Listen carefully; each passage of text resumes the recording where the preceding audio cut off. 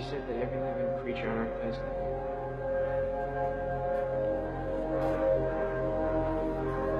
How did that make you feel?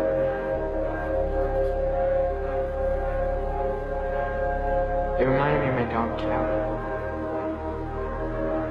She died when I was 8. She crawled underneath the porch.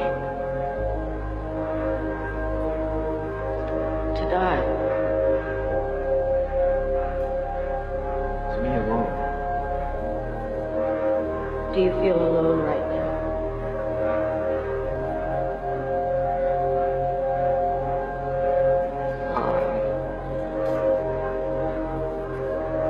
I mean, I'd like to believe I'm not, but I've just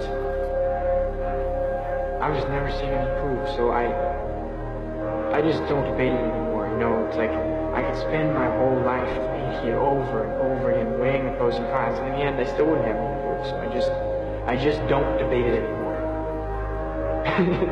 It's absurd. The search for God is absurd. It is if everyone dies alone. Does that scare you? I don't want to be alone.